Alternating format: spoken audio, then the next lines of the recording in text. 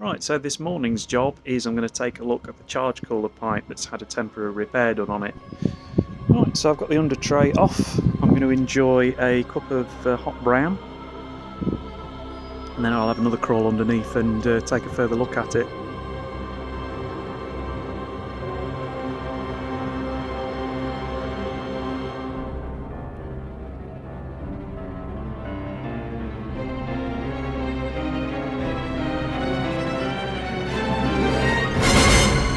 And now, the conclusion. Well, I think we can officially say boo and bum to that. So what I did was I took the car for a quick spin round the block.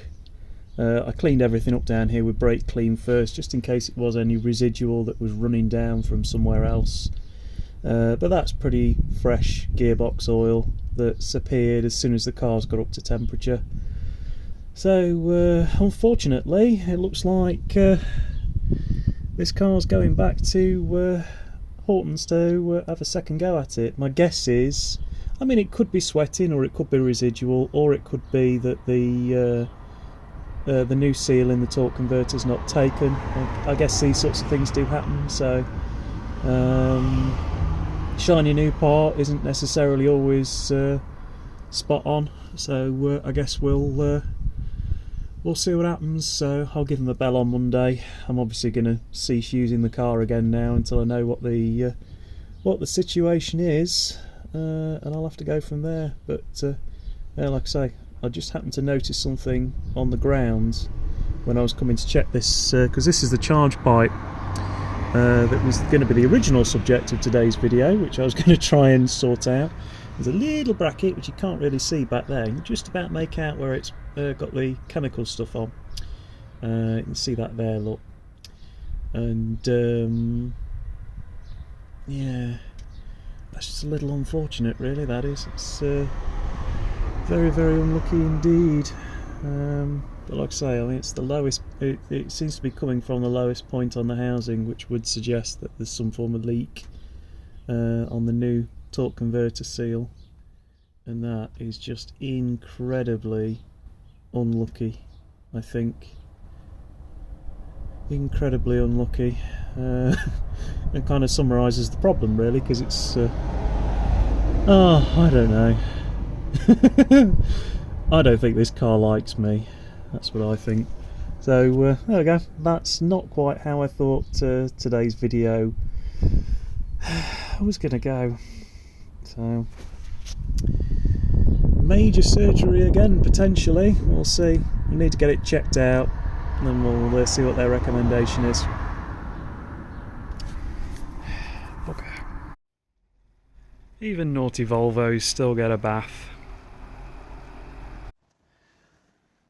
Well, this is all getting a bit familiar, isn't it? So I'm back at junction 15. A service is on the M1 on the way back to Horton Cars in Aylesbury. It was a case of so far so good with the torque converter change, but unfortunately, whilst checking on the repair on the boost pipe that was done, I noticed some transmission fluid underneath the vehicle. I'm not 100% sure where it's coming from. I'm hoping and crossing my fingers it's actually not the torque converter, because if it is, that'll be a disaster. Everything will have to come out and go back in again, which nobody really wants. And I think what it is the seal between the transfer box and the automatic gearbox, sort of where all the drive shafts and stuff bolt in. I've not looked underneath the car to see how much fluid it's dropped on the drive. I think if I do that, I'll probably just worry myself. I don't think it's hemorrhaging automatic transmission fluid anyway, but obviously any fluid leak in an automatic gearbox over time is undesirable. So I'm going to finish having yet another cup of Motorway Services hot brown, and then finish making my way over to Horton Cars, and we'll see what I wind up in this time, whether it's the 267,000, probably 268,000 mile V70, or something different. So next update will probably be after I've dropped the car off.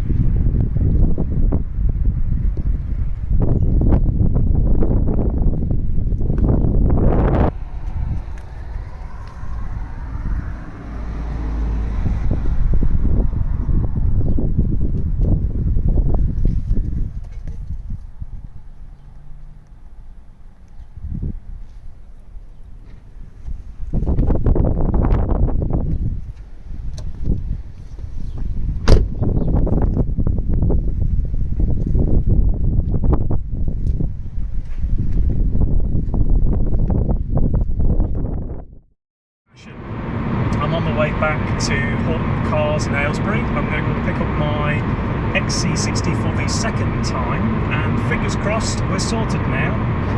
The issue that we came across was not, thankfully, the torque converter leaking, but it turned out that either in the process of refitting the gearbox, or possibly it may have already been prior leaking, I don't know, there was a leak between the transfer box and the automatic transmission. Now obviously losing automatic gearbox fluid at all over any length of time in an automatic car is undesirable on a gearbox in general, but particularly in an automatic cause all sorts of problems later on down the line. So I really didn't want to persist it and leave it, which is why I took it straight back to Graham and his team as soon as I realised that it was leaking. Like I say, they've replaced the seals. They've had the car now for about 2 weeks. I asked Graham to check the vehicle over thoroughly and, if possible, put a few miles on it just to make sure that the new seal has taken before I come and pick it up. So fingers crossed now, I think it'll be alright.